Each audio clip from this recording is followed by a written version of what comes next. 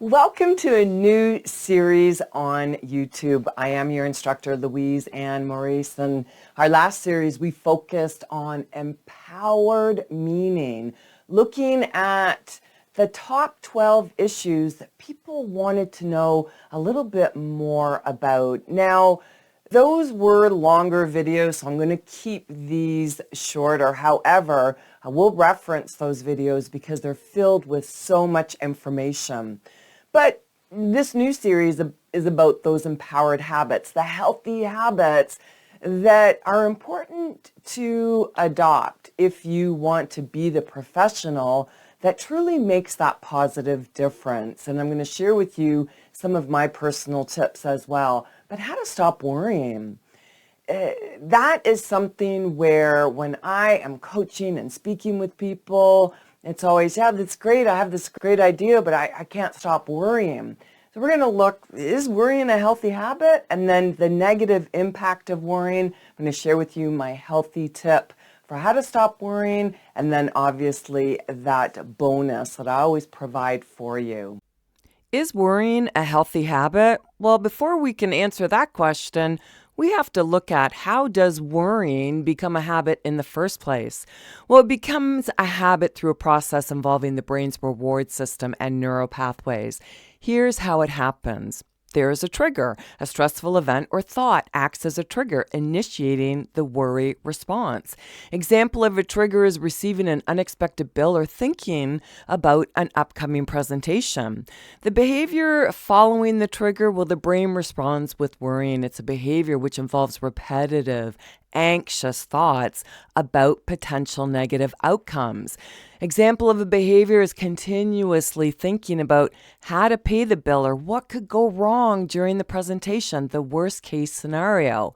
The reward worrying provides a temporary sense of control or relief, reinforcing the behavior.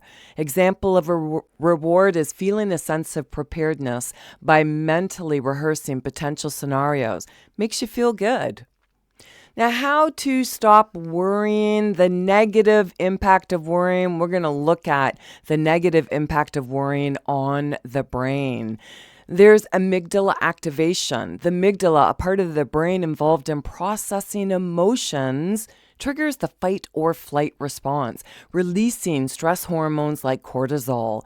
The prefrontal cortex is responsible for higher level thinking and decision making, and it will then attempt to analyze and solve the perceived threat. And many times it's doing that while you are trying to get a good night's sleep. The basal ganglia and habit formation. Repeated worrying strengthens neural pathways in the basal ganglia, making the worst case scenario worrying behavior more automatic and habitual over time. So my healthy habit tip for how to stop worrying, this is what I had to do, is start focusing on the best case scenario. Your mind is already overthinking and worrying about, oh, that worst. Well, turn it around. Just do the flip and start thinking about the best case scenario. Okay, well, what's the opposite of what I've been worrying about? Okay, if this were to happen, what are all the different pieces? And using that as a basis for visualization, visualizing the best case scenario, what you want to have happen instead. And that's where we're going to look at more in the bonus download, how to stop worrying, healthy habits. And stick around, I'm going to show you where you can find that. As promised, I want to show you where you can find the Healthy Habits to Stop Worrying, the PDF download.